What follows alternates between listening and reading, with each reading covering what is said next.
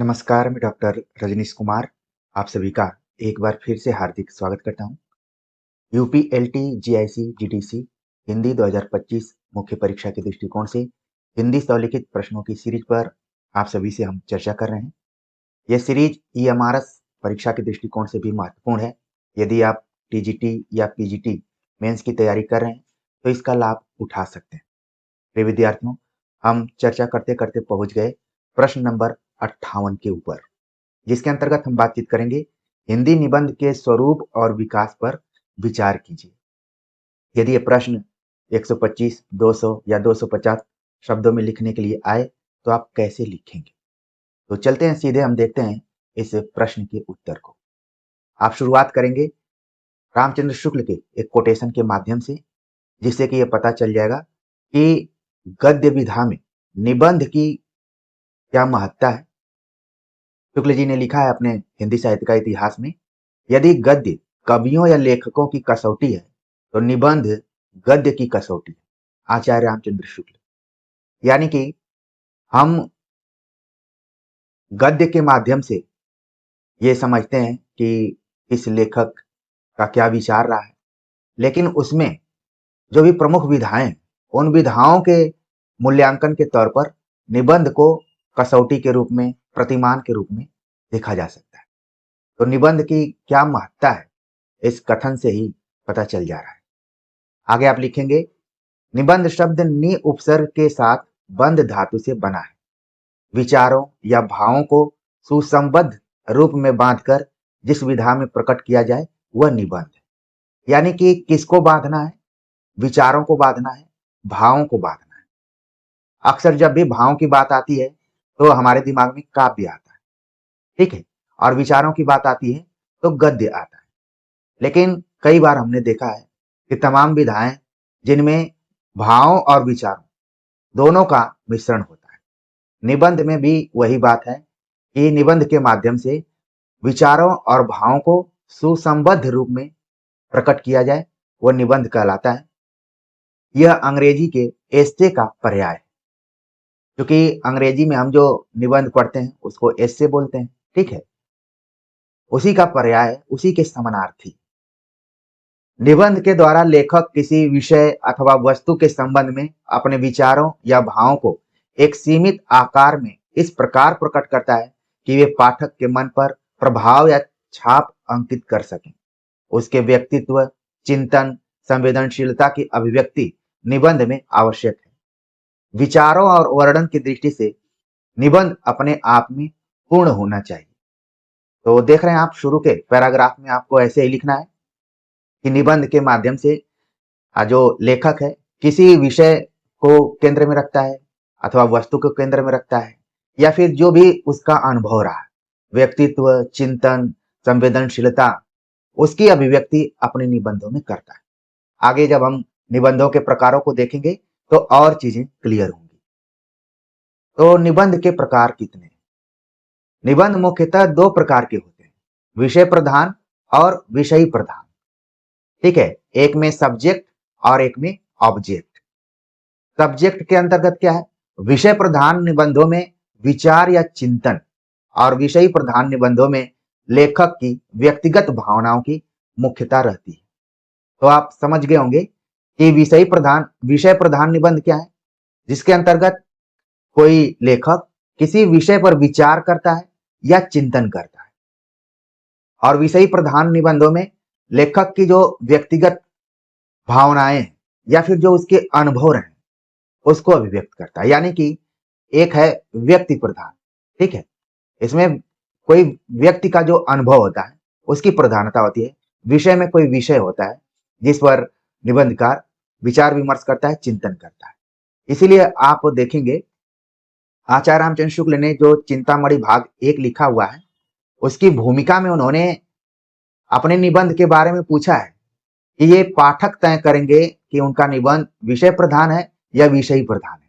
अगर आप सभी ने कभी भूमिका पढ़ी होगी, जबकि हमने इस चैनल पर भूमिका के बारे में चर्चा की है, आप जरूर देखेंगे उसे, ठीक है। और लिखित परीक्षा की तैयारी कराते समय इसी सीरीज में हमने बताया हुआ है, जरूर देखिएगा, ठीक है। तो मुख्य रूप से निबंध कितने प्रकार के हैं? दो प्रकार के हैं, विषय प्रधान और विषयी प्रधान। दोनों में अंतर भी आप जान जाइए। चूंकि लिखित एग्जाम के लिए हम तैयारी तो कर ही रहे हैं, साथ में इंटरव्यू में पूछा जा सकता है कि विषय प्रधान और विषय प्रधान निबंध में क्या अंतर है, उदाहरण सहित बताइए, या फिर इसके बारे में आप क्या जानते हैं। तो प्रिय विद्यार्थियों, ये जो वीडियो लेक्चर है न सिर्फ लिखित परीक्षा के दृष्टिकोण से महत्वपूर्ण है, बल्कि आप देखेंगे कि प्री की दृष्टिकोण से भी इंपॉर्टेंट है और इंटरव्यू की दृष्टि से भी महत्वपूर्ण है। अगर हम हिंदी निबंधों की बात करें तो हिंदी में 5 प्रकार के निबंध लिखे गए हैं। वर्णनात्मक निबंध, विवरणात्मक निबंध, विचारात्मक निबंध, भावात्मक निबंध और ललित निबंध। खास तौर से आप सभी ने ललित निबंध को अलग से भी पढ़ा होगा और कई बार यहां से ही सवाल पूछे जाते हैं ललित निबंध के बारे में।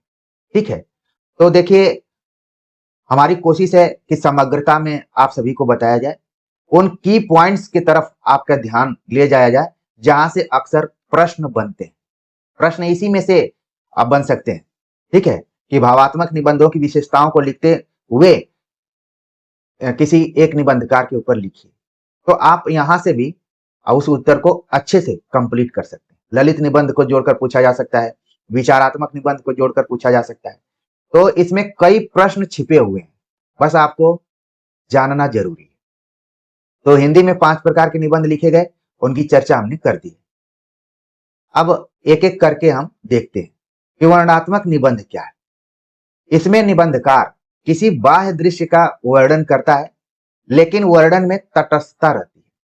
भारतेंदु के प्रकृति संबंधी निबंध वर्णनात्मक निबंध है, यानी वर्णनात्मक निबंध में वर्णन किया जाता है, लेकिन जो वो वर्णन होता है वो बाह्य दृश्य पर होता है। जैसे किसी के रूप का हम वर्णन करते हैं, हम ये नहीं जानते हैं कि उसके मन में क्या चल रहा है, लेकिन रूप को देखकर बताते हैं, सुंदर, कुरूप या जैसे भी, जो भी बाह्य दृश्य। कहने का मतलब ये है कि बाहरी वर्णन करना ही क्या है, वर्णात्मक वर्णन, वर्णनात्मक निबंध कहलाता है। ठीक है, और इसमें तटस्थता रहती है, यानी कि किसी के तरफ झुकाव नहीं रहता है, जैसा दृश्य आपको दिखाई देता है उसी तरीके का आप वर्णन करते हैं। और यहाँ पर बताया गया कि भारतेंदु के जो प्रकृति संबंधी निबंध है, जो नेचर से संबंधित निबंध है, प्रकृति, पहाड़, पर्वत, नदी, इन सब चीजों को लेकर जो भी निबंध लिखे गए वो एक तरीके से वर्णनात्मक निबंधों के अंतर्गत आएंगे। ठीक, अगला जो निबंध है विवरणात्मक निबंध, यानी कि ऐसे निबंध जिसमें केवल विवरण दिया गया। विवरण आप जानते हैं, जैसे हम समाचार पत्र पढ़ते हैं तो उसमें भी विवरण दिया जाता है, जैसी घटना होती है वैसे ही हुबहू उसको प्रस्तुत कर दिया जाता है। इसमें निबंधकार किसी घटना का विवरण प्रस्तुत करता है। यह विवरण सिलसिलेवार तथा सुसंगत होना चाहिए। महावीर प्रसाद द्विवेदी का वैदिक देवता तथा एक समालोचक की डाक विवरणात्मक निबंध। तो विवरणात्मक निबंध, वर्णनात्मक निबंध आप अच्छे से समझ गए होंगे। ठीक है, एक में बाह्य दृश्य को केंद्र में रखा जाता है और दूसरे में सिर्फ विवरण को केंद्र में रखा जाता है और उसको क्रमशः प्रस्तुत किया जाता है, क्रमबद्ध तरीके से। 2 उदाहरण यहाँ पर बताए गए। तीसरा निबंध है विचारात्मक निबंध। ये अभी तक के जितने भी निबंधों पर हमने चर्चा की सबसे महत्वपूर्ण है, इंपॉर्टेंट जिसको बोल सकते हैं। तमाम जो निबंध लिखे गए हैं विचारात्मक ही लिखे गए। विचारात्मक निबंध क्या है? इसमें बुद्धि तत्व की प्रधानता रहती है। पहली ही इसकी विशेषता है कि बुद्धि तत्व की प्रधानता होती है। रामचंद्र शुक्ल ने चिंतामणि भाग 1 की भूमिका में लिखा है कि वो निकले थे बुद्धि की यात्रा पर, लेकिन जहां भी जरूरत पड़ी वहां पर हृदय का भी उन्होंने सहयोग लिया है, सहारा लिया है। तो विचारात्मक, विचार से ही पता चल रहा है कि इसमें बुद्धि तत्व की प्रधानता रहती है। निबंधकार विषय का तर्क संगत प्रतिपादन करता है। इस प्रकार के निबंधों का उद्देश्य होता है पाठक की सोचने समझने की क्षमता को जगाना और बढ़ाना। रामचंद्र शुक्ल ने इस कोटि के निबंधों की विशेषता बताते हुए कहा है, शुद्ध विचारात्मक निबंधों का परम उत्कर्ष वही कहा जा सकता है जहां एक एक पैराग्राफ में विचार दबा दबा कर कसे गए हों और एक एक वाक्य किसी संबद्ध खंड के लिए हो। तो विचारात्मक निबंध क्या है? विचारों में भी क्या है कि एकदम से कसावट होनी चाहिए।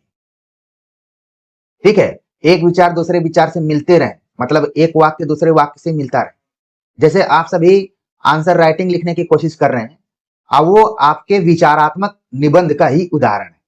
आप तर्क वितर्क करते हैं, विश्लेषण करते हैं, विचारात्मक निबंध को आप विश्लेषणात्मक निबंध भी कर सकते हैं। ठीक है, तो जो आप आंसर लिख रहे हैं, जो मेंस की आप तैयारी कर रहे हैं, चाहे ईएमआरएस की तैयारी कर रहे हैं, एलटी की तैयारी कर रहे हैं, अब वो एक तरीके से विचारात्मक निबंध है। अब आपके दिमाग में आ गया होगा कि आपको कैसे उत्तर तैयार करना चाहिए। कई विद्यार्थी होंगे जिनको सही मार्गदर्शन नहीं मिल रहा होगा और वो वर्णनात्मक ढंग का उत्तर तैयार करते होंगे, तथ्यों का बस कलेक्शन कर देते होंगे। तो जैसे गारसा दत्तासी ने किया, श्री सिंह सेंगर ने किया, तो फिर उनका उत्तर खारिज हो जाएगा। कुछ विद्यार्थी होंगे जो केवल विवरण प्रस्तुत करेंगे, वो भी तथ्यों का ही कलेक्शन करेंगे। लेकिन कुछ विद्यार्थी होंगे जो बुद्धि तत्व का सहारा लेंगे और प्रश्न पर विचार करेंगे। जैसे हम इन प्रश्नों पर विचार करें, शुरू में निबंध के बारे में बताए, फिर निबंध के कितने प्रकार होते हैं, उन प्रकारों पर क्रमशः हम बातचीत कर रहे हैं और समझाने की कोशिश कर रहे हैं। हम चाह रहे हैं कि आपके अंदर की जो क्षमता है उसको जगाया जाए, उसको बढ़ाया जाए। तो रामचंद्र शुक्ल का कथन जरूर ध्यान में रखिए। शुक्ल के काव्य में लोक मंगल की साधनावस्था, क्रोध, करुणा आदि निबंध इसके श्रेष्ठ उदाहरण।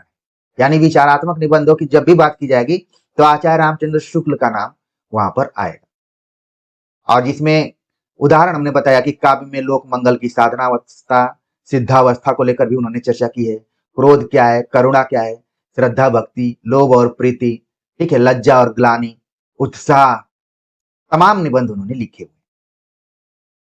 कविता क्या है, सबसे बड़ा उदाहरण तो आप दे सकते हैं कि कविता क्या है। ठीक है, ये भी विचारात्मक निबंध है। प्रिय विद्यार्थियों, आप वन लाइनर किताबों से खूब अच्छी तैयारी कर रहे होंगे, नोट्स को खूब अच्छे से पढ़ रहे होंगे, लेकिन जो आपकी समझ यहाँ विकसित हो रही है, एमसीक्यू पैटर्न पर आधारित जो भी एग्जाम होंगे, हमें लग रहा है कि बहुत अच्छे से आप समझ पा रहे होंगे। अब एग्जाम में किसी तरीके से घुमा कर आएगा कि वर्णनात्मक निबंध क्या है, विवरणात्मक निबंध क्या है, विचारात्मक निबंध क्या है। बहुत ही इंपॉर्टेंट ये प्रकार रहा है। आप आराम से विकल्पों के माध्यम से उसको सही कर पाएंगे, क्योंकि हाल फिलहाल में जो भी यूजीसी नेट के एग्जाम हो रहे हैं, अब वो एकदम थ्योरी बेस पर हो रहे हैं। आप तथ्यों को रट कर आगे नहीं बढ़ सकते, चीजों को समझना पड़ेगा। उम्मीद है कि विचारात्मक निबंध को मन ही मन आप अच्छे से समझ गए होंगे। आगे बात करते हैं। अगला जो प्रकार है भावात्मक निबंध। निबंध के शीर्षक से ही पता चल रहा है कि इसमें भावना की प्रधानता रहती है। जहां हमने विचारात्मक निबंध में देखा बुद्धि की प्रधानता थी, भावात्मक निबंध में क्या है, भावना, यानी कि जो फीलिंग, उसके आधार पर जो निबंध लिखे जाते हैं। इनका उद्देश्य पाठक के चित्त में भाव तथा रस का संचार करना होता है।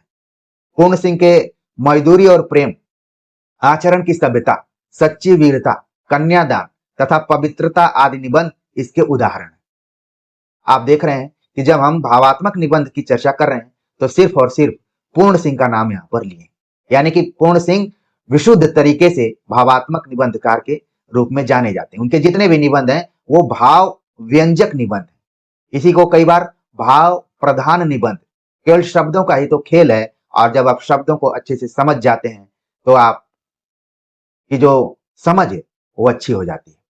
तो यहाँ पर भावात्मक निबंध आप चाहें तो कोई एक उदाहरण ही दे सकते हैं, क्योंकि हमने कई दे दिया यहाँ पर, तो एक दे देंगे तो आपके शब्द कुछ कम हो जाएंगे। ठीक है, तो आपको एग्जाम में मजदूरी और प्रेम याद रहे, आचरण की सभ्यता याद रहे, सच्ची वीरता, कन्यादान, जो भी निबंध याद रहे उसको आप लिख लीजिए, एक कोई उदाहरण देना चाहिए। अगला जो निबंध है वो भी बहुत ही इंपॉर्टेंट है, ललित निबंध। ललित का अर्थ है सुंदर।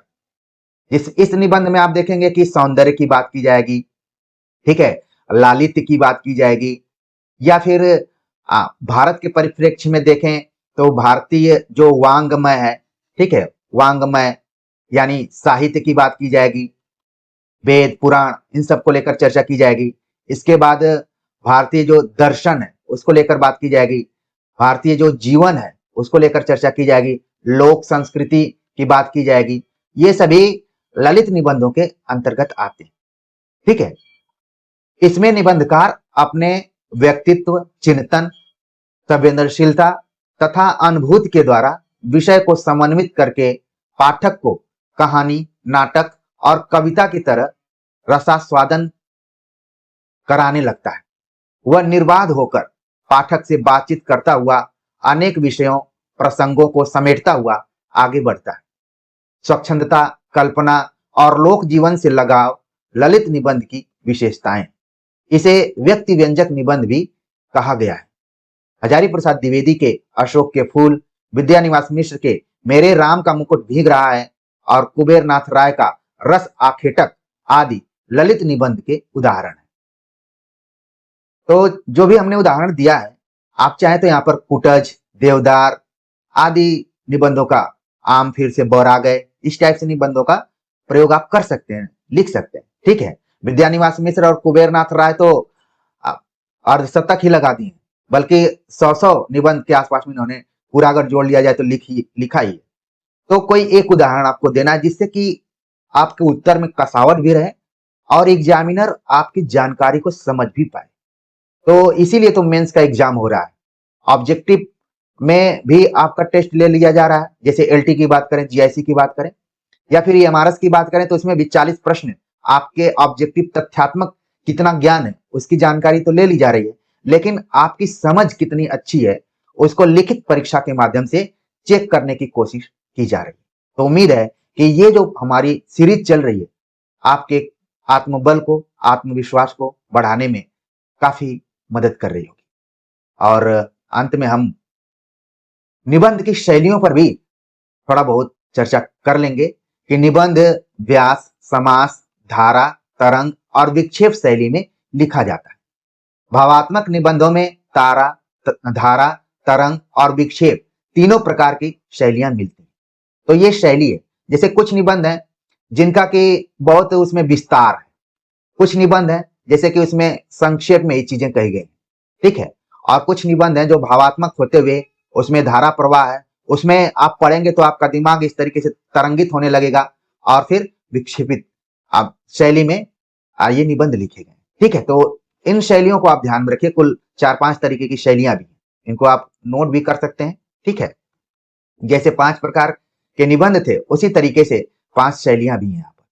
कुल मिलाकर निबंध गद्य की कसौटी है, इसके सभी रूप अन्य गद्य विधाओं में झलकते हैं। ठीक है, तो जैसा कि हमने कोटेशन से इसकी शुरुआत की थी और हम इसको सिद्ध कर दिए कि ये बात सही है कि अगर गद्य लेखकों और कवियों की कसौटी है तो जो निबंध है वो गद्य की कसौटी है। और आप देखेंगे कि आप कहानी भी पढ़ेंगे, उपन्यास पढ़ेंगे, आलोचना पढ़ेंगे, तो उसमें जो भी निबंध के हमने प्रकार बताए उनका कहीं न कहीं प्रभाव दिखाई पड़ता है, वो झलकते हैं। झलकती हुई चीजें आपने कभी न कभी देखी होंगी, उसको आपको महसूस करना है। तो निष्कर्ष बहुत छोटा सा है, लेकिन ये वाक्य एकदम से सूक्ति टाइप का है। जो भी चेक करने वाला होगा वो आराम से समझ जाएगा कि ये देखन में छोटे लागे, घाव करे गंभीर। बिहारी लाल की इस शैली पर यहाँ पर निष्कर्ष हमने बता दिया, आप भी इसको समझ गए। तो प्रिय विद्यार्थियों, अगर हिंदी निबंध के विकास की बात की जाए, उसके स्वरूप की बात की जाए, तो आप आराम से उसको समझ गए होंगे और कौन कौन निबंधकार किस शैली के निबंधकार हैं, उनका विषय वस्तु कैसा है और विषय प्रधान है कि विषय प्रधान है, अच्छे से आपने समझ लिया होगा। आप इसको अपनी कॉपी पर नोट कर लेंगे और समयानुसार पीडीएफ बनाकर भेजेंगे तो आपकी जो भी मात्रात्मक त्रुटियां हैं, खासतौर से किसी एक व्यक्ति की गलती दूसरा व्यक्ति ही समझ पाता है। ऐसा नहीं है कि अब मैं अगर आपकी गलतियों को खोज रहा हूं तो मेरे अंदर गलती नहीं हो सकती, होती है, आप ही लोग कई बार उसको बताते भी। तो इसी तरीके से पठन पाठन आगे जारी रहना चाहिए और उम्मीद के साथ कि आप सभी जिस वजह से हमसे जुड़े हुए हैं उसमें सफल होंगे। तो कमेंट का हमें इंतजार रहेगा। मिलते हैं एक नए टॉपिक के साथ, तब तक के लिए नमस्कार।